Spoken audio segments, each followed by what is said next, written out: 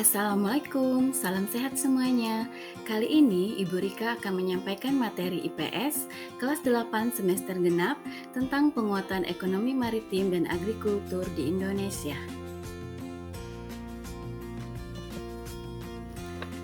Setelah melaksanakan pembelajaran ini, diharapkan nantinya kalian akan bisa menjelaskan penguatan ekonomi maritim dan agrikultur di Indonesia dengan penuh rasa ingin tahu, disiplin, dan tanggung jawab. Oke, untuk materi pertama, kita akan mulai dengan materi penguatan ekonomi maritim. Cus! Tahukah kamu jika 75% dari total wilayah Indonesia merupakan wilayah perairan? Iya, artinya luas lautan itu 3 kali lipat dibandingkan dengan luas daratan. Tentunya hal ini merupakan potensi yang penting dan perlu dipelihara serta ditingkatkan kualitasnya.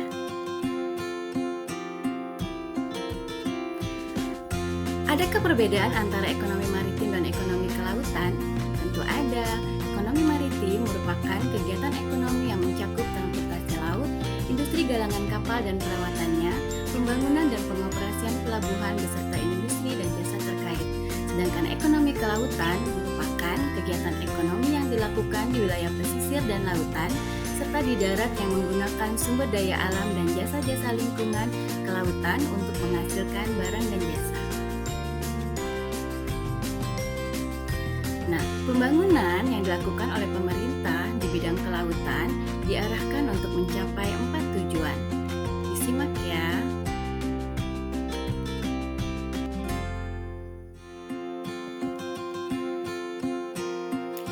Kondisi ekonomi maritim di Indonesia ini bisa dilihat dari 3 sektor. Sektor yang pertama yaitu sektor pelayaran, sektor kedua yaitu sektor perikanan, dan yang ketiga sektor pariwisata. Nanti kita akan bahas satu persatu ya. Sektor pertama yaitu sektor pelayaran. Pada sektor ini, industri pelayaran nasional saat ini masih dalam kondisi belum begitu baik. Industri galangan kapal yang sebenarnya sangat strategis karena mempunyai rantai hulu hilir yang panjang hingga saat ini ternyata masih belum berkembang. Selain itu, daya saing sumber daya manusia di sektor pelayaran juga masih relatif rendah. Yang kedua, sektor perikanan. Berdasarkan statistik perikanan tahun 2012 dari Food and Agriculture Organization, Indonesia merupakan negara peringkat kedua dalam produksi perikanan tangkap dan peringkat keempat dalam produksi perikanan budidaya. Potensi sektor perikanan Indonesia sangat besar, akan tetapi kontribusi sektor perikanan terhadap pendapatan nasional itu masih rendah. Sektor yang ketiga yaitu sektor pariwisata. Beberapa daerah di Indonesia ini memiliki keindahan bawah laut yang sudah sangat mendunia. Spot-spotnya itu sangat indah sehingga wajib dikunjungi para penyelam seperti Bunaken, Raja Ampat, Labuan Bajo, dan Wakatobi. Jika pariwisata bahari dikelola dengan baik, tentunya akan banyak bermanfaat, misalnya dapat menyerap tenaga kerja, meningkatkan pendapatan masyarakat, serta bisa mendatangkan devisa dengan adanya wisatawan yang berasal dari luar negeri. Kondisi ekonomi maritim di negara-negara ASEAN, seperti kita ketahui, kawasan ASEAN itu dikelilingi oleh lautan. Laut merupakan tempat penggalian sumber daya yang jika digunakan dan dikelola dengan baik, maka akan mampu menunjang pertumbuhan ekonomi. Perikanan juga merupakan sektor ekonomi andalan di negara ASEAN. Saat ini, negara-negara ASEAN berusaha untuk terus berbenah dengan meningkatkan kondisi maritim menjadi lebih baik. Berikut ini adalah strategi dan kebijakan pengembangan ekonomi maritim di Indonesia.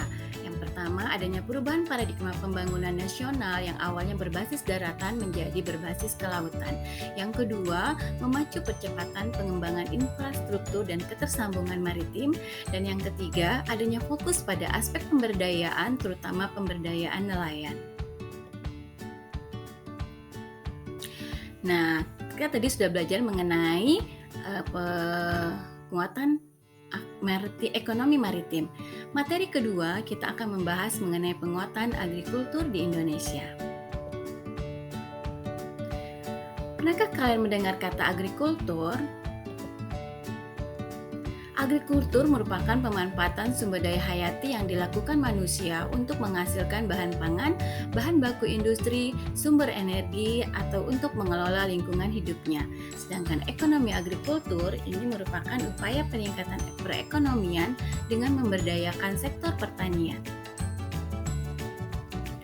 Potensi agrikultur di Indonesia Indonesia memiliki tanaman unggul seperti padi, kedelai, kacang tanah, ubi kayu, dan juga memiliki produk pertanian segar dalam bentuk buah-buahan dan sayur-sayuran. Peranan agrikultur di Indonesia ini sangat berkontribusi besar dalam pendapatan nasional, penyerapan tenaga kerja, penyediaan pangan, dan penyediaan bahan baku industri. Selain itu, agrikultur juga bisa membuat pembangunan menjadi merata dengan upaya pengentasan kemiskinan dan perbaikan pendapatan masyarakat. Selain itu, juga pembentuk budaya dan ekosistem. Berikut adalah hambatan pengembangan agrikultur di Indonesia. Dibaca ya. Strategi pengembangan agrikultur Indonesia ada 3. Yang pertama eco-farming, yaitu peningkatan sistem budidaya sektor pertanian yang ramah lingkungan dan terintegrasi dengan kearifan lokal di setiap daerah. Yang kedua, distribusi pupuk secara merata. Dan yang ketiga, adanya perbaikan irigasi untuk mengusahakan keterjaminan ketersediaan air sehingga membuat pertanian menjadi lebih baik. Oke adik-adik, itu saja materi yang bisa Ibu sampaikan untuk saat ini. Terima kasih sudah menyimak video ini, semoga bermanfaat. Sampai jumpa di lain kesempatan. Salam sehat dan salam juara.